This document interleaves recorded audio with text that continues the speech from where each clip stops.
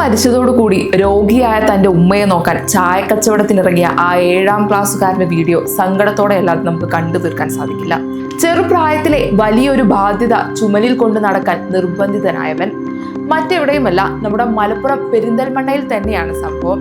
തന്റെ കുടുംബം നോക്കാൻ രാത്രി ഏറെ വൈകിയും 7ാം ക്ലാസ്സുകാരനായ ഹുസൈൻ ചായ വിൽക്കുന്ന വീഡിയോ ഈ അടുത്ത് വൈറലായിരുന്നു. അസം സ്വദേശിയായ ഹുസൈന്റെ മലയാളം കേട്ടാലും ആരും കിട്ടും. നല്ല അസല് മലപ്പുറം ഭാഷ. 3 വർഷം മുമ്പാണ് ഹുസൈൻ കേരളത്തിലെത്തുന്നത്. 8 മാസം മുമ്പ് ഒരു ആക്സിഡന്റിൽ ഹുസൈനിന്റെ ഉപ്പ മരണപ്പെട്ടു.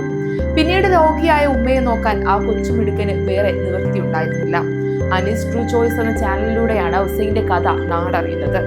ഹുസൈനെ കുറിച്ച് കേട്ടതും നജീബ് കാന്തപുരം MLA ആ കൊച്ചുമിടുക്കന്റെ വീട്ടിലെത്തി.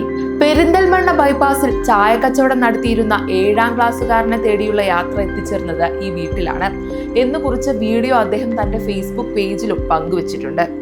പെരിന്തൽമണ്ണ ബോയ്സ് സ്കൂളിലെ വിദ്യാർത്ഥിയാണ് ഹുസൈൻ. ഞാൻ ഇവിടുത്തെ MLA ആണ്. സ്വയം പരിചയപ്പെടുത്തിക്കൊണ്ടാണ് ഹുസൈന്റെ വീട്ടിലേക്ക് MLA എത്തുന്നത്. നീ ഭയങ്കര സംഭവമാണല്ലോ എന്നും MLA പറയുന്നു. തനിക്ക് പഠിക്കാൻ ഒരുപാട് ഇഷ്ടമാണെന്നും പഠിച്ചിട്ടേ കാര്യമുള്ളൂ എന്നും ഹുസൈൻ MLAയോട് പറയുന്നത് കേൾക്കാം.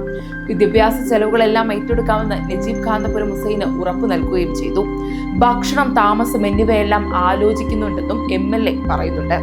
ഹുസൈന് തന്റെ മൊബൈൽ നമ്പറും നൽകിയാണ് നജീബ് കാന്തപുരത്തിന്റെ മടക്കം. മദ്രസയിൽ പഠിക്കണമെന്നുള്ള ആഗ്രഹവും ഹുസൈൻ പറഞ്ഞിട്ടുണ്ട്. ചായ ഉണ്ടാക്കുന്ന ഇടമെല്ലാം ഈ കൊച്ചുമിടുക്കൻ MLAക്ക് കാണിച്ചു കൊടുക്കുന്നുണ്ട്. വീഡിയോ വൈറലായതിനു പിന്നാലെ ഹുസൈനെ തേടിയെത്തുന്നത് ഒരുപാട് ഫോൺ കോളുകളാണ്.